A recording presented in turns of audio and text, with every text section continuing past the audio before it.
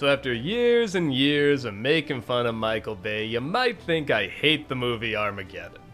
And, well, I don't think it's good, but how do I put it? I was open to liking it. And there are parts of this movie I like totally fine for what it is. Armageddon is the quintessential dude bro movie.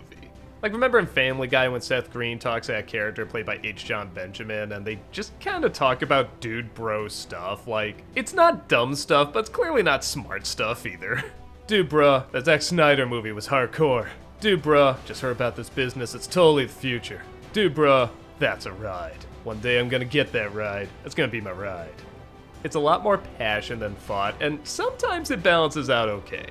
Armageddon is close to that for me. A lot of that comes from Michael Bay not lying at all what this movie is, and choosing a cast that's basically playing themselves, but are very good and charming at playing themselves. The plot, I basically don't have to tell you. This film is so visual, you can just look at the snippets I'm showing you here, and you can put together what's going on. Meteors are blowing up Earth, and one giant one is heading towards the planet about to obliterate all life. So a bunch of crazy and goofy scoundrel drillers who know how to get the job done are sent up into space to blow up the meteor, saving the planet. They're played by the most 1998 cast to ever 1998. Bruce Willis, Ben Affleck, Michael Clark Duncan, Owen Wilson, Steve Buscemi, Peter Stormare. There's a lot of folks in this. The best part of the movie is just them training to go into space, which, yes, is laughably ridiculous, but you kinda know going in, it's Michael Bay movie all shot like a trailer, it's gonna be laughably ridiculous. Just lean hard into it with people we like, and we'll be fine. There's stuff that totally doesn't make sense, like Bruce Willis sees that Ben Affleck his daughter, Liv Tyler, and yes, I know they have character names, but it's Bruce Willis, Ben Affleck, and Liv Tyler. He starts shooting at him all over the place, but literally the same day, he's like, I trust him like a son, I have to have him on the team. Like, oh, you were purposefully missing with that gun there? Some of those shots look pretty close.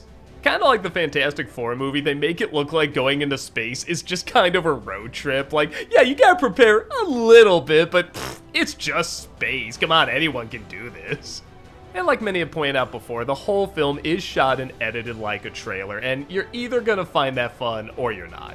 Again, for me, for the first half, I thought it was kind of fun. I mean, it does take energy and skill and an artistic eye to make this look good, and yes, maybe I am a big fan of trailers, maybe I like the way they're put together, and yes, there's definitely times where I don't want to see a whole movie like that, but with a story this stupid and dumb, but not pretending like it isn't in such a passionate way, I do kind of want this style.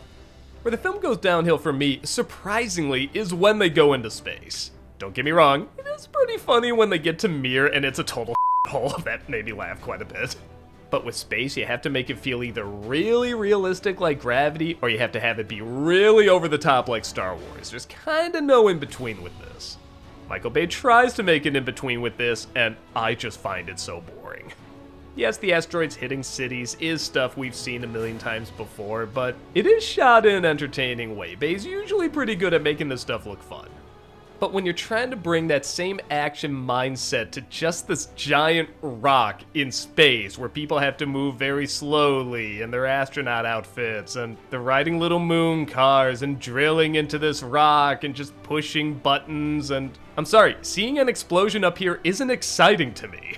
They up the shaky cam big time and all the sparks and the fast editing where it's hard to make out anything that's going on. Then when you can make out what's going on, it just doesn't look that great. Like, it looks expensive, but it doesn't look exciting.